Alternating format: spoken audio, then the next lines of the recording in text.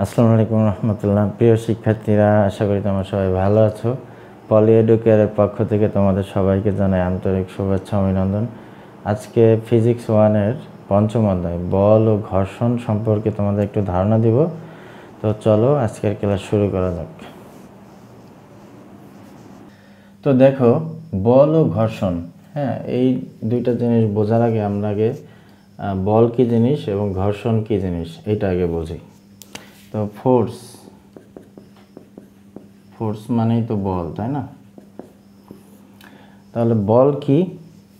যে যখন তুমি কোনো বস্তুর উপরে প্রয়োগ করো তখন এই বস্তুর স্থির অবস্থা থেকে কি গতিশীল হয়, বা গতিশীল কোনো বস্তুর উপরে প্রয়োগ করলে তা স্থির হয়। তাহলে এটাই হচ্ছে কি ফোর্স বা বল, যে যা প্রয়োগে স্থির বস্তু গতিশীল হয় বা গতিশীল বস্তু স্থির হয়ে যায়। তো এটাকে ফোর্স বা আমরা বল বলতে পারি। আর আরেকটা হচ্ছে কি ফ্রিকশন বা ঘর্ষণ। ঘর্ষণ কি? যে যখন তুমি কোনো বস্তুর উপরে বল প্রয়োগ করো তখন এই বলের বিপরীত দিকে যে একটা বাধা দানকারী একটা বল উৎপন্ন হয়, সেটা হচ্ছে ফ্রিকশন ফোর্স বা ফ্রিকশন। তো প্রথমে আসলে আমরা বল সম্পর্কে একটু ধারণা নিই। তো বলের একক তোমরা সবাই জানো কি? নিউটন, তাই না? কিন্তু এটা হচ্ছে পরম একক,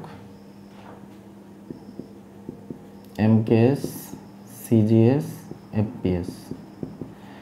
তো এমকেএস এ পরম একক হচ্ছে তোমার নিউটন, কিন্তু অভিকর্ষীয় এককে কি? অভিকর্ষীয় একক বলের একক হচ্ছে কেজি, ওয়েট। সিজিএস এ বলের একক হচ্ছে ডাইন, DYN। এবং অভিকর্ষীয় এককে হচ্ছে তোমার গ্রাম ওয়েট। এবং এফপিএস এ বলের একক হচ্ছে পরম একক হচ্ছে তোমার পাউন্ডার, এবং অভিকর্ষীয় একক হচ্ছে পাউন্ড ওয়েট। তো এগুলো হচ্ছে তোমার বলের পরম এবং অভিকর্ষীয় একক, ঠিক আছে? তো এখন এই অধ্যায়ে আমাদের নিউটনের 3টা সূত্র আছে। নিউটনের সূত্র, তো প্রথম সূত্র কি বলছে? যদি কোনো বাহ্যিক বল প্রয়োগ করা না হয়, যে একটা স্থির বস্তুর উপরে যদি তুমি বাইরে থেকে যদি বল প্রয়োগ না করো তাহলে সে সারা জীবনে কি স্থিরই থাকবে। আর আরেকটা হচ্ছে যে গতিশীল কোনো বস্তুর উপরে যদি তুমি বল প্রয়োগ না করো সে সবসময় তার গতি অব্যাহত রাখবে, অর্থাৎ গতিশীল অবস্থায় থাকবে। যে স্থির বস্তু স্থির থাকবে এবং গতিশীল বস্তু সবসময় তার গতি অব্যাহত রাখবে। এটা হচ্ছে নিউটনের প্রথম সূত্র। এবং 2 নং সূত্র কি? যে বস্তুর ভরবেগের পরিবর্তন, বস্তুর যে ভরবেগের পরিবর্তন হচ্ছে যে বলটা প্রয়োগ করা হয় সেই বলের হচ্ছে সমানুপাতিক, ঠিক আছে? বস্তুর ভরবেগের পরিবর্তন প্রযুক্ত বলের সমানুপাতিক, এবং বস্তুর যেদিকে বল ক্রিয়া হয় এর ভরবেগের পরিবর্তনটাও সেদিকেই ঘটে। এটা হচ্ছে 2য় সূত্র। এবং 3য় সূত্র বলছে কি? যে প্রত্যেক ক্রিয়ারই একটা সমান ও বিপরীত প্রতিক্রিয়া থাকে। অর্থাৎ যদি কোনো বস্তুর উপরে তুমি বল প্রয়োগ করো তাহলে এই বলের বিপরীতেও আবার বিপরীত একটা প্রতিক্রিয়া আসবে, রিয়াকশন আসবে। তো এটা তো আমরা সবসময় জানি। এটা হচ্ছে নিউটনের 3টা সূত্র। তা এখন সূত্র তোমাদের বইতে লেখাই আছে, আমি জাস্ট বললাম, বই থেকে দেখে নিও। এখন নিউটনের 2য় সূত্র থেকে P = mF প্রমাণ করতে বলছে সেটা আমি করি। নিউটনের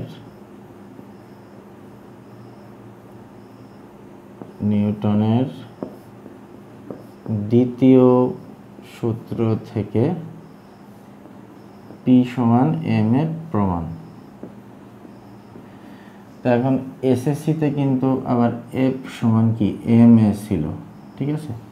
এটা হলো অ্যাক্সিলারেশন, এখন তোমাদের বইতে এফটা হচ্ছে ত্বরণ দেয়া আছে, এ হচ্ছে ত্বরণ অ্যাক্সিলারেশন, এফটাও তোমার অ্যাক্সিলারেশন বা ত্বরণ, এমটা ভর আর পি বা এফ দুইটাই হচ্ছে তোমার বল, প্রযুক্ত বল। তো নিউটনের দ্বিতীয় সূত্র থেকে পি সমান এম এর প্রমাণ। তাহলে দেখো যে এখানে তোমার ধরো এম ভরের কোনো একটা বস্তু আছে, এই বস্তুর উপরে তুমি ধরো একটা বল প্রয়োগ করলা, সেটা হচ্ছে পি।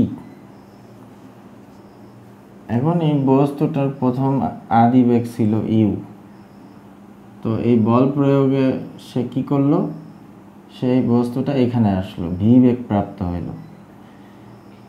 এবং এখান থেকে একটু টি সময়ে তার ভরবেগের পরিবর্তন ঘটে।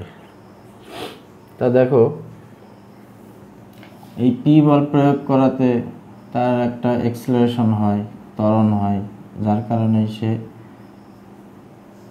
প্রথম অবস্থা থেকে এই অবস্থায় আসে। তাহলে এখানে বস্তুটির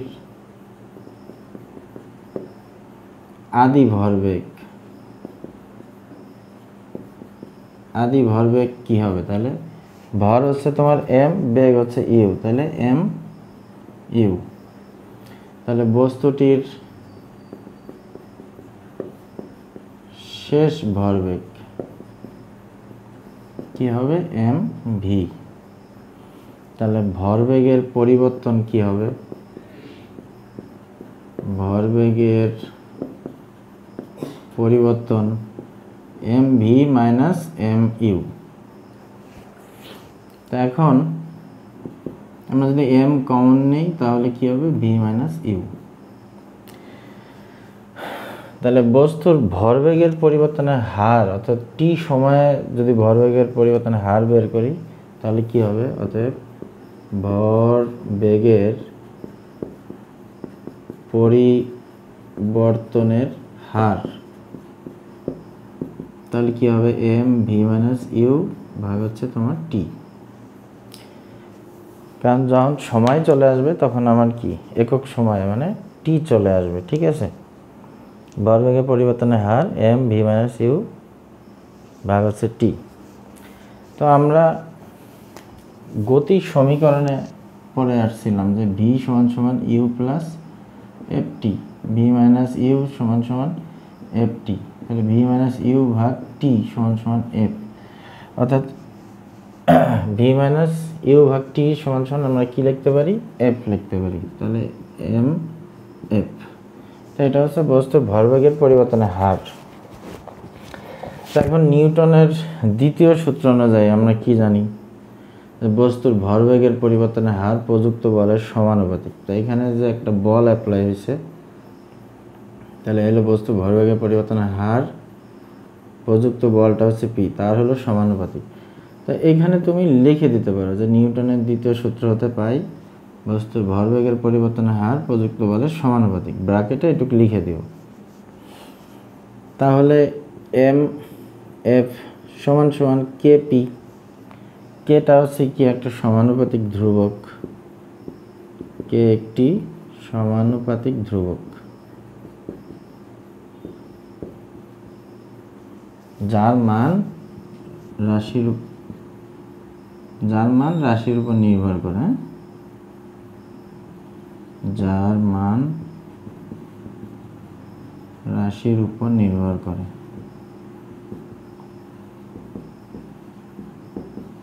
আচ্ছা, তাহলে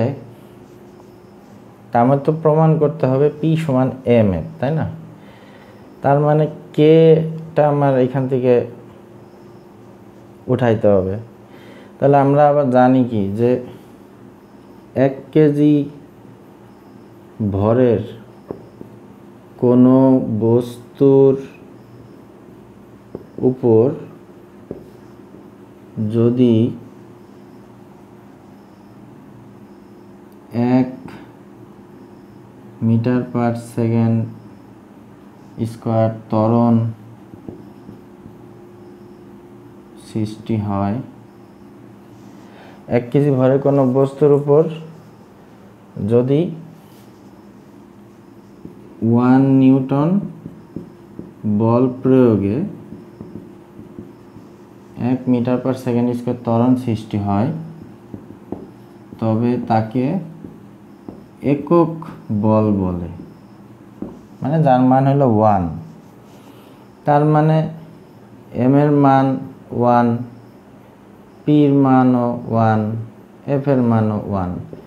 এটা যদি তুমি এখানে বসাও, এখানে একটা যদি সমীকরণ দাও 1, তার মানে কি 1 ইন্টু তোমার 1 ইকুয়াল k ইন্টু 1, তার মানে k এর মান 1। তো এখন এই k এর মানটা যদি 1 নং সমীকরণে বসাও, k এর মান 1 নং সমীকরণে বসিয়ে পাই। তো k এর মান 1 নং সমীকরণে বসাইলে কি হয়, m f equal p, k এর মান তো 1, p সমান m f। তাহলে এটা কিন্তু প্রমাণিত যে নিউটনের দ্বিতীয় সূত্র থেকে p সমান m f প্রমাণ। এখানে তুমি লিখে দিতে পারো যে নিউটনের দ্বিতীয় সূত্র অনুসারে আমরা জানি যে ভরবেগের পরিবর্তন হার প্রযুক্ত বলের সমানুপাতিক। জাস্ট এই কথাটুকু লিখে দিও যে দ্বিতীয় সূত্র থেকে আমরা এখানে আসছি, এই আর কি। তো আশা করি বুঝতে পারছো। আচ্ছা, এরপরে আরেকটা আছে যে নিউটনের দ্বিতীয় সূত্র থেকে তোমার প্রথম সূত্রের প্রমাণ। দ্বিতীয় সূত্র হচ্ছে p সমান mf, আর প্রথম সূত্র হচ্ছে যে বস্তুর উপর বল প্রয়োগ না করলে স্থির বস্তু স্থিরই থাকবে, মানে বেগের কোনো পরিবর্তন হবে না, অর্থাৎ v সমান u হবে। হ্যাঁ, আচ্ছা, তাহলে এটা প্রমাণ করি।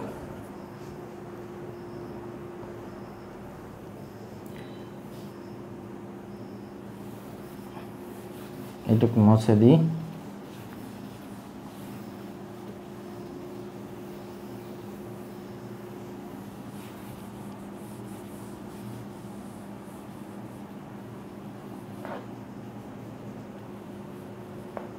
তো নিউটনের দ্বিতীয় সূত্র থেকে প্রথম সূত্রের প্রমাণ।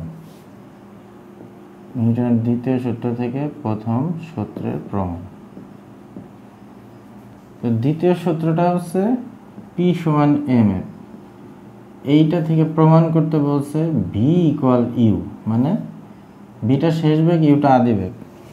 যে প্রথম সূত্রটা ছিল এটা যে স্থির কোনো বস্তুর উপরে যদি তুমি বল প্রয়োগ না করো, তাহলে এই বস্তু সব সময় স্থির থাকবে, তার মানে এর বেগ পরিবর্তন হবে না। যে ইউ যদি 0 থাকে, ভিটাও তোমার 0ই, মানে ইউ আর ভি সমান। তো নিউটনের দ্বিতীয় সূত্র থেকে প্রথম সূত্রের প্রমাণ। হ্যাঁ, ওইটা থেকে এটা প্রমাণ করো। তা আসো, আমরা জানি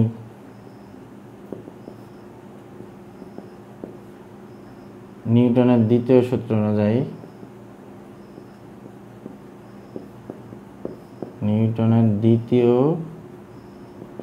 অনুযায়ী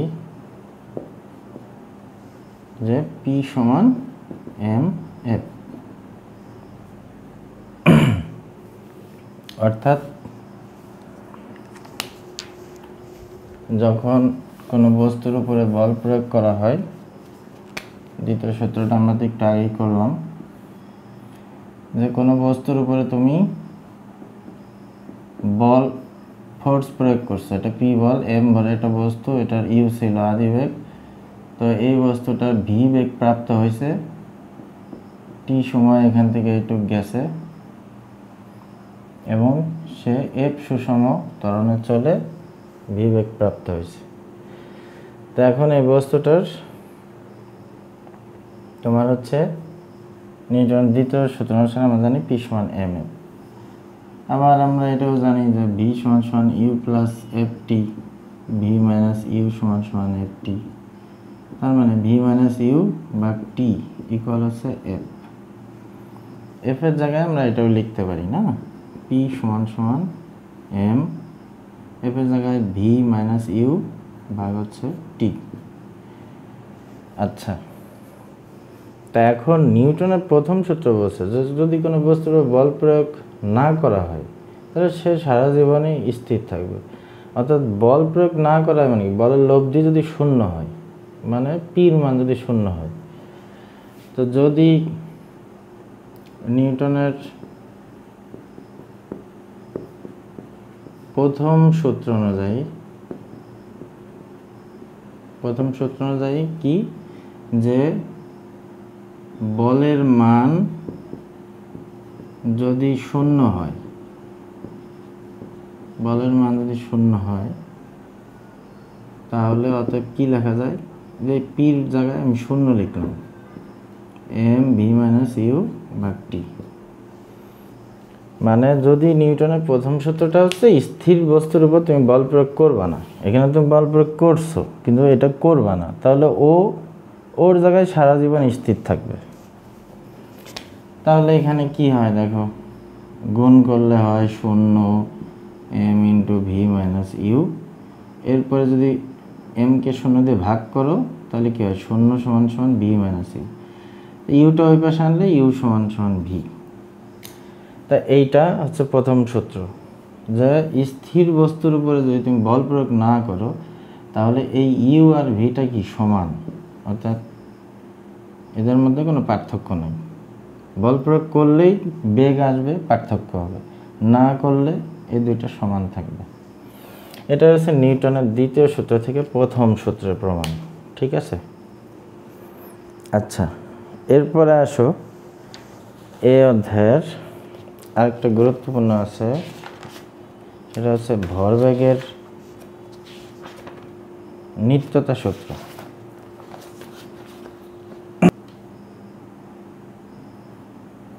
ভরবেগের নিত্যতা সূত্র।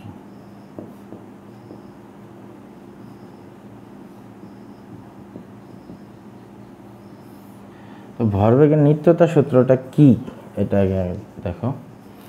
যে বলছে যদি কোনো বস্তুর মধ্যে ক্রিয়া ও প্রতিক্রিয়া ছাড়া অন্য কোনো বল প্রয়োগ না করা হয় তাহলে এদের আদি ভরবেগের সমষ্টি এবং শেষ ভরবেগের সমষ্টিটা সবসময় সমান থাকবে, ঠিক আছে। তো বইয়ের ভাষায় হচ্ছে যে একাধিক বস্তুর মধ্যে ক্রিয়া প্রতিক্রিয়া ছাড়া অন্য কোনো বল কাজ না করলে মোট ভরবেগের কোনো পরিবর্তন হবে না, মানে আদি ভরবেগের সমষ্টি আর শেষ ভরবেগের সমষ্টিটা সমান থাকবে। আদি ভরবেগের সমষ্টি অর্থাৎ m1 u1 যোগ m2 u2 equal m1 v1 যোগ m2 v2, এটা হচ্ছে তোমার আদি ভরবেগের সমষ্টি, আদি ভরবেগের সমষ্টি। আর এটা হচ্ছে শেষ ভরবেগের সমষ্টি, শেষ ভরবেগের সমষ্টি।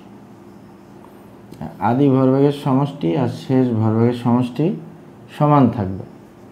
যে একাধিক বস্তুর মধ্যে ক্রিয়া প্রতিক্রিয়া ছাড়া যদি অন্য কোনো বল কাজ না করে বস্তুর ভরবেগের কোনো পরিবর্তন হবে না, অর্থাৎ আদি ভরবেগের সমষ্টি আর শেষ ভরবেগের সমষ্টি সমান থাকবে।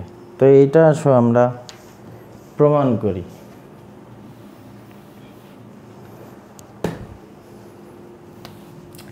যে মনে করো m1 একটা ভরের বস্তু u1 আদিবেগ নিয়ে চলতেছে একই একটা সরল রেখায়, তারই কিছু দূর m2 ভরের আর একটা বস্তু আছে সে ইউ টু বেগ নিয়ে চলতেছে। এই বস্তুটাকে আমি এ বললাম, এইটাকে বললাম বি।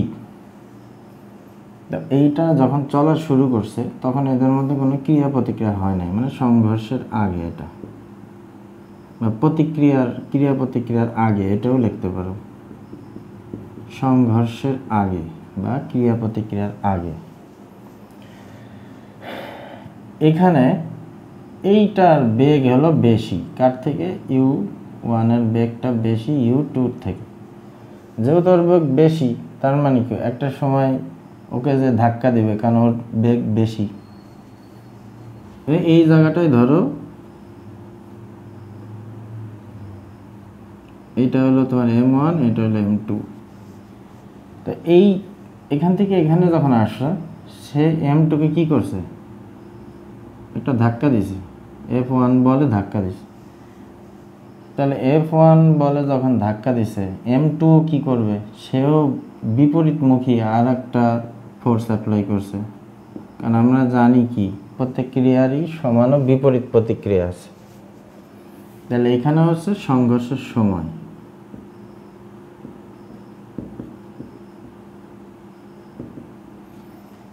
এরপরে আবার একই সরল রেখায় তারা আবার মনে করো M1 M2 V1 ও V2 বেগে আবার তারা চলা শুরু করলো। সংঘর্ষের সময়, এটা সংঘর্ষের পরে, ঠিক আছে? তা এখন আমাকে মূলত দেখাইতে হবে যে আদি ভরবেগের সমষ্টি শেষ ভরবেগের সমষ্টিটা সমান, এইটাই আমার দেখাইতে হবে। এবং আমরা জানি এফ সমান কি? M A. এখন একটা 1 একটা 2, তুমি যদি 1 দাও তাহলে এখানে 1 আসবে, তুমি যদি F2 দাও M2 A2 হবে। আবার আমরা জানি V সমান সমান U প্লাস FT, তাহলে V মাইনাস ইউ সমান সমান কি? FT। এই এফটা কি? অ্যাক্সেলারেশন। V মাইনাস ইউ সমান এফের জায়গায় তুমি এও বসাইতে পারো, এ আর এফ কিন্তু একই সমান। তার মানে V মাইনাস ইউ ভাগ টি সমান সমান এ, অর্থাৎ অ্যাক্সেলারেশন সমান আমরা এটা লিখতে পারি। যদি 1 হয় তাহলে এখানে সব 1 হয়ে যাবে, আর যদি 2 হয় এখানে সব 2 হয়ে যাবে। হ্যাঁ, তাহলে এখন আসো নিউটনের তৃতীয় সূত্র অনুযায়ী, নিউটনের তৃতীয় সূত্র অনুসারে, নিউটনের তৃতীয় সূত্র অনুসারে আমরা কি জানি? প্রত্যেক ক্রিয়ারই একটা সমান ও বিপরীত প্রতিক্রিয়া আছে। তার মানে এখানে F1 যেই বলে একে আঘাত করছে M1, অর্থাৎ এ বস্তুটা, বি আবার কি করছে? তার বিপরীত একটা প্রতিক্রিয়া F2 বলে আবার করছে। তার মানে এরা একে অপরের সমানভাবে আছে, বিপরীত প্রতিক্রিয়া। তার মানে আমি লিখতে পারি F2 সমান F1। কিন্তু সমান বল ঠিক আছে, কিন্তু বিপরীত প্রতিক্রিয়া, তার মানে কি? চিহ্নটা মাইনাস হয়ে যাবে। সমান ও বিপরীত প্রতিক্রিয়া, তাহলে F2 এর জায়গায় আমরা কি লিখতে পারি? দেখো এই যে M2 A2, M2 A2, আর F1 এর জায়গায় কি লিখতে পারি? M1 A1। আবার A2 এর জায়গায় কি লিখতে পারি? এখানে M2 A2 এর জায়গায় লিখতে পারি V2 মাইনাস U2 ভাগ হলো টি মাইনাস M1, আর A1 এর জায়গায় লিখতে পারি V1 মাইনাস U1 ভাগ হলো টি, এটা হচ্ছে U1। তো এখন উভয় পক্ষ থেকে টি বাদ দিয়ে দেই, M2 দিয়ে গুণ করি, এখানে M2 V2 minus M2 U2 equal, এখানে মাইনাস আছে টি বাদ হয়ে গেছে, তাহলে minus m1 v1 plus m1 u1। তা এখন এই ভি এক পাশে আনি, ইউ এক পাশে আনি, তাহলে m2 v2 plus m1 v1 equal m1 u1 m2 u2। তাই এটাকে ঘোরাই লিখি, m1 u1 যোগ m2 u2 সমান m1 v1 যোগ m2 v2, অর্থাৎ বস্তুর আদি ভরবেগের সমষ্টি এবং বস্তুর শেষ ভরবেগের সমষ্টি কি সমান। এটাই আমার ভরবেগের নিত্যতা সূত্র, যে বস্তুর একাধিক বস্তুর মধ্যে যে যদি ক্রিয়া ও প্রতিক্রিয়া ছাড়া অন্য কোনো বল কাজ না করা হয় তাহলে এদের ভরবেগের কোনো পরিবর্তন হবে না, অর্থাৎ আদি ভরবেগের সমষ্টি এবং শেষ ভরবেগের সমষ্টি সবসময় সমান থাকবে। তো আশা করি তোমরা বুঝতে পারছো। এখন আসো ফ্রিকশন। ফ্রিকশন তো প্রথমেই বললাম, আবার একটু এখন দেখা দিই।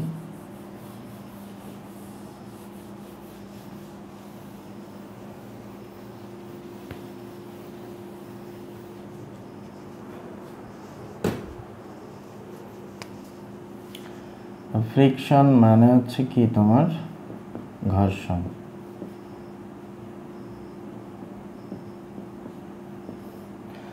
তো ঘর্ষণটা কি, যে যখন তুমি কোনো বস্তুর উপরে বল প্রয়োগ করবা